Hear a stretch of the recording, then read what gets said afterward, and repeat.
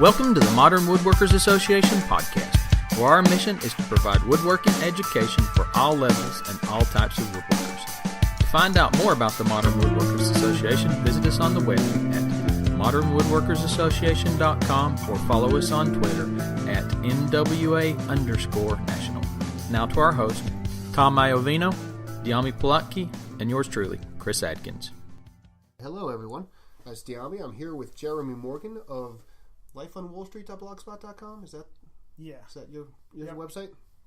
Okay. And Jeremy was out in the New York area for some business and was kind enough to stop by the shop. So we wanted to run through the 5 questions. So, Jeremy, let me begin with, how did you get into woodworking?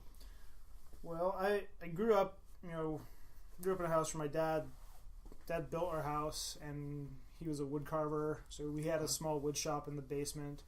He always had plans to build furniture for the house, but never really got around to it because he's busy with his wood carving. But I had access to, tools, and grew up building birdhouses and whatnot. And what kind of carving does your dad do?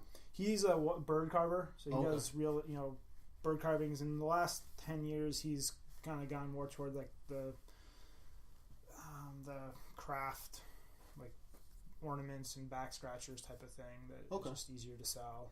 Oh, so he sells what he makes. Yeah, no, he does that as a business, but for quite a long time he did life-size realistic bird sculptures that were they it's enjoyed. Got to be a real art form to that. Yeah, I mean, so they're very incredibly detailed, but also incredibly time consuming. So I think hopefully once he retires he'll get back into that, because I still need to get him to carve me something now that I'm not living at home. But yeah, so I grew up building things. My grandfather, always made, he made bird feeders and stuff that he'd sell. And then I was lucky enough to actually have shop class in middle school. I actually did have, a wood shop. Probably one of the last few groups of students that still had that. Yeah, I had shop class in middle school, not high school, but in middle school. And what I remember working in shop class was acrylic, which hasn't helped me much. Yeah. And then didn't do much any woodworking, through college until first house was a townhome. It didn't really need much work. Built it, building deck, general stuff. And then we 4 years ago, my wife and I moved to Colorado and bought a house that was built in 1901. Okay. So it's got plenty to do. Yes, lots of character. Some of it's even good. So the house projects got more involved. Started kind of building actually the first project that really kind of pushed me in more of the woodworking direction was building a set of doors for our little garage, which is now my shop. Okay. So I built a set of 4 by 8 foot carriage doors. Okay. So that was, I have a tendency to kind of jump in. So. Now, being out in Colorado, building doors for the shop, are they insulated doors? Do you climate control inside the shop? The shop is heated somewhat. It's an underground single bay garage that's really too small for a car. So I have a good excuse for not putting a car in there. But the doors, I did put some insulation on the panels, but it's south facing and there's so much concrete around it that doesn't take an awful lot. I do have a little electric heater, but I don't have to run that too much to keep it. I'm assuming the garage being underground keeps that. That's a great insulator on its own. Yeah, I have a small electric heater and I can keep it at 55 without going too broke. All right. Well, to move on to the next question, what's your favorite tool? That's tough. It can be today. I know they're like children. It's hard to pick just one. The bandsaw definitely was one of the pieces of stationary equipment that really, I think, opened up a lot of new possibilities for me. Because you can do, when I finally got a planer, it was nice. I could work with rough lumber, but being able to cut curves and do a lot of the things you can do with a bandsaw is. It's one of those tools that there's not a lot of. You can do things that there's not a lot of other good ways to do unless you do them by hand. We were talking about my bandsaw earlier, and I'm now very happy with the bandsaw. I'm seeing it open things up in my work that I couldn't do before. But before I used the jigsaw as a poor excuse, and the jigsaw can do some things, but there are things a bandsaw does that nothing else can do, and I could really see how that would open up your work. Yeah, I mean, my shop is quite small. Like I said, it's about the same size as yours, and I have a small portable like benchtop contractor's table saw. Also, other people, my grandfather, various shop teachers, but then with actual fine woodworking, I think the whole online community has obviously been a huge influence, because that's where pretty much all of my instruction as it is comes from. When I decided to make carriage doors, I started looking around online and kind of stumbled across Mark's site, Matt's site, and your site, all the different.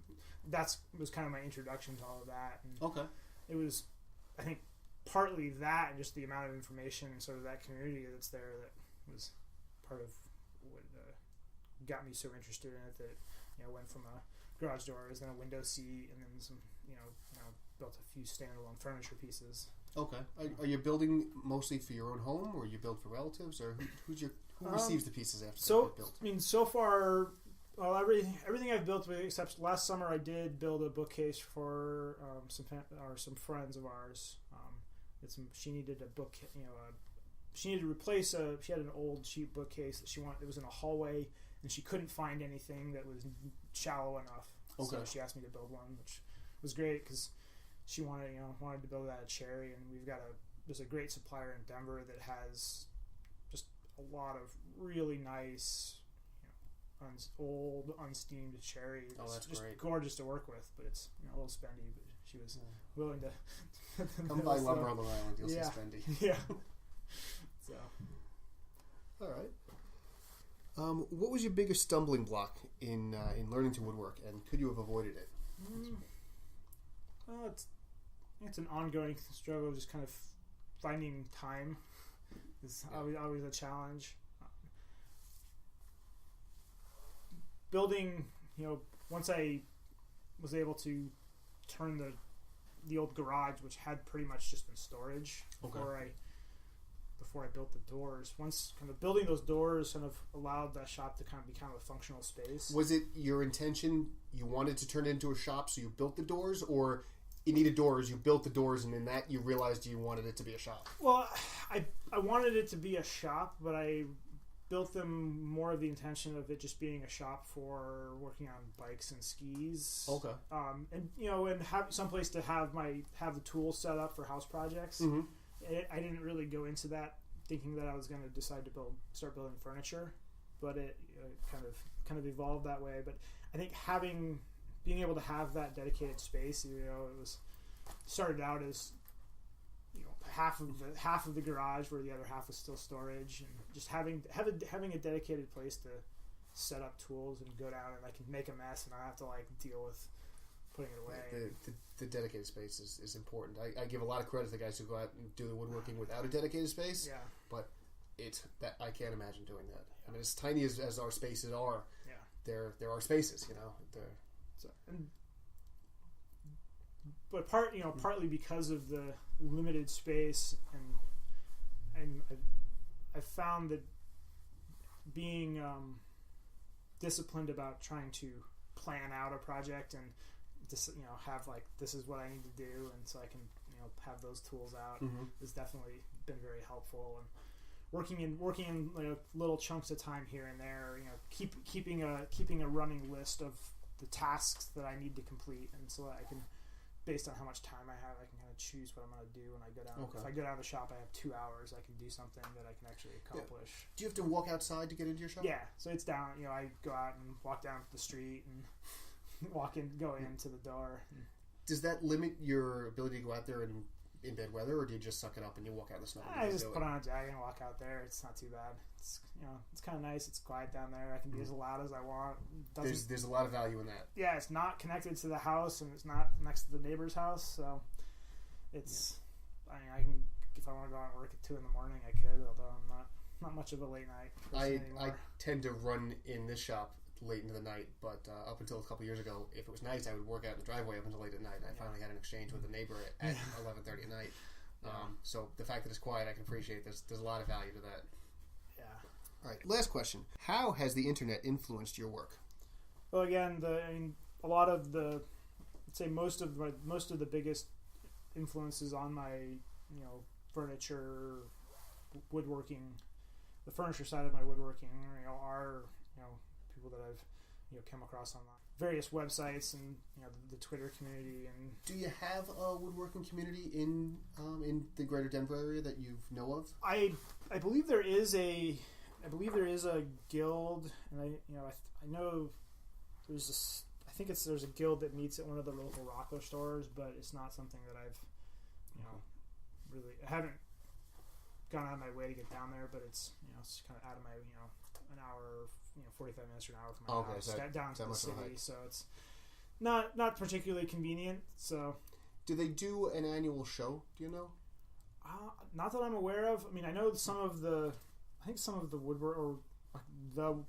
woodworking show, I believe, does come through Denver. Right. I haven't yet made it down. I was thinking of we have a local group, Long Island Woodworkers, and I'm technically a member. I've never been to an actual meeting.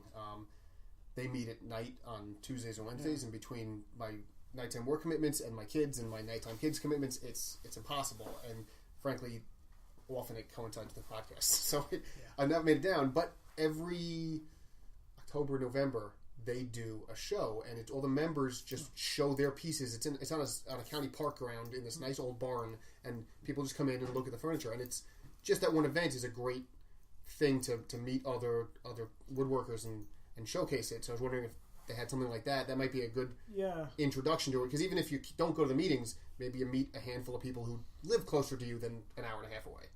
Yeah, that's definitely something worth looking into, because I wouldn't be surprised. I know one of the lumber suppliers that I go to, this past fall had a show from one of the local community colleges, which is actually a resource that at some point I hope to take some classes, because the Red Rocks Community College there, which is not in the county I live in, but where I work. Okay. They've got a pretty well-known woodworking program. That's great. Unfortunately, the community colleges here have nothing. I constantly look, so that's fantastic. Particularly, I think if I was going to take a class, take a class in turning or something, turning or marquetry or something that I don't have any experience with or any tools. It'd be kind of nice, because it's they actually have weekend and evening classes too. Okay, so you can do it around work. Yeah, so that's definitely something that's on my list, and that would probably I suspect that would be a good way to kind of meet some other people as well. Yeah, and I don't want to dissuade you from meeting other internet woodworkers, because they're a great group. Yeah. But every once in a while, it's nice to actually meet somebody in the flesh. Yeah, and that's definitely an interesting part of the hobby, that I not really having other people that I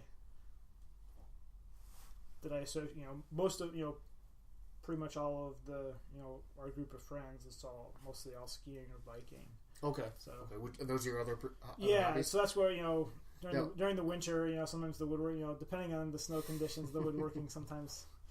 Where you are, I can only imagine that the snow conditions are often pretty damn good. Yeah, they can be good. This year started out good, and it's been pretty dry. Of course, now that I'm back east, there's a couple feet of snow, so might have to take Monday off when I go back. Well, you work today, so yeah. All right, Jeremy. Well, thank you very much. Before we go, could you tell people where they can find you online, where they can follow you? Oh, I have a blog. It's Life on Wall Street. That's WallST. Blogspot, and I am on Twitter, which is J_$, and I'm on Instagram too, and I don't remember what my name is. Okay. Do you have links to your other social profiles on the blog? Can people find out about you there? Possibly. Okay. If I Okay. don't, I should. I'll try to put some of those links in this post when I post, so people can find out more about you. But I know we've chatted online many times, and you're well worth following. So, thank you very much for answering the questions. We appreciate you coming on. Thank you.